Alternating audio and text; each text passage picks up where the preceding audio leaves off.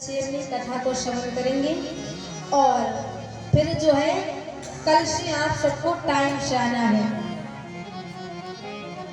वेद व्यास जी ने लिखा है कि भक्ति ज्ञान वैराग कौन है। शौनक महाराज एक बार नीमसार पहुंच गए। नीमसार आप लोग गए हैं? कितने लोग गए हैं? ये भैया गए हैं।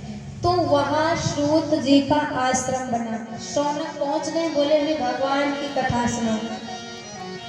आज भक्तों सूत जी बोले हम आपको वो कथा सुनाएंगे जो सुखदेव राजा परीक्षित को सुनाए। श्री सुखदेव भगवान की कथा सुनाने के लिए जब व्यास मंच पर बैठे तो देवता लोग अमृत का कलश लेके आए गए। बोले महाराज ये जो श्रीमद् भागवत कथा आप परीक्षित को सुना रहे हो वो हमें सुनाओ।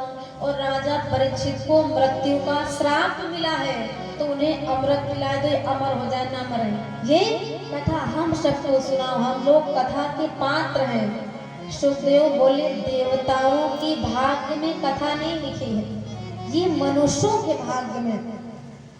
तो ये श्रीमद् भागवत कथा इतनी अमूल्य चीज है कि ये सिर्फ हम ही आप सुनते। बड़े बड़े देवता तरस रहे कथा सुन ले, कथा सुन ले, हमारा भी जीवन धन्य हो जाए, लेकिन नहीं।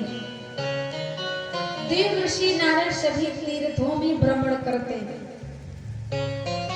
और नारद जी पहुंच गए वृंदावन में। अब भक्ति मैया का जन्म हुआ द्रविड़ देश में। बढ़ते बढ़ते कर्नाटक में गई। जब महाराष्ट्र पहुंची तो भक्ति मैया के शरीर में बुढ़ापा आ गया। तो बोली शरीर तो जर्जर हो गया, अब वृंदावन चलते हैं। क्योंकि महाराष्ट्र में कोई भक्ति नहीं करता, कोई भजन नहीं करता है। तो भक्ति मैया का जब कोई ग्राहक नहीं होगा तो बुढ़ापा तो आ ही जाएगा। अब इधर जैसे हम बाजार में कोई सौदा लेके जाएं और कोई खरीदे नहीं तो सौदा मुरझाया जाएगा। बंधा गोभी लेके जाए पत्ते मुरझा जाएंगे। तो भक्ति मैया का ग्राहक महाराष्ट्र में कोई नहीं है। तो बोली वृंदावन बोली कि भैया को सुनाई नहीं पड़ता फिर भी कथा में बैठे रहता, इसका मतलब क्या है? तो सभी लोगों ने पंडित जी से शिकायत किया कि पंडित जी जो ये व्यक्ति आता है कथा में सबसे आगे बैठता है, इसको सुनाई नहीं पड़ता, ये बहरा है फिर भी कथा में आता। तो पंडित जी ने एक दिन पूछा भैया ये बताओ हमारी कथा बढ़िया चल रही है?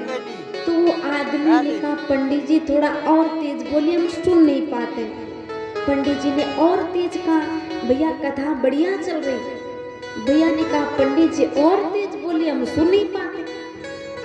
तो महाराज जी ने एक कागज में लिख कर दिया कि भैया जी जो हम कथा कहते हैं वो आपको समझ में आती है?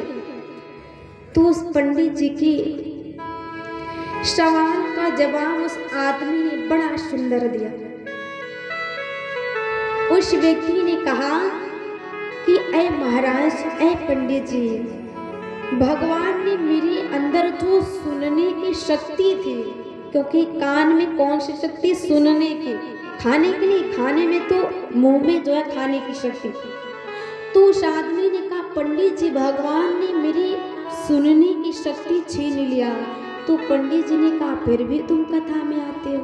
तो बोला इसलिए कथा में आते हैं कि जो आपके मुख से निकली हुई वाणी हमारी आत्मा को छू के जाती है तो हमारी आत्मा पवित्र हो जाती है। मैं बेशक कहां से नहीं सुन पाता हूं लेकिन हमारा हृदय तो पवित्र हो रहा कथा में बैठे थे। तो कहने का ये मतलब है।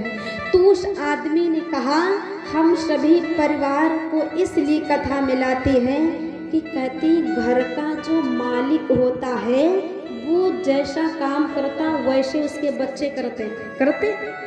अगर पिताजी दारू पी रहे हैं तो बच्चा भी पिएगा, हैं? जब नींव खराब तो घर भी खराब। अगर पिता जो काम कर रहा है वही उसके बच्चे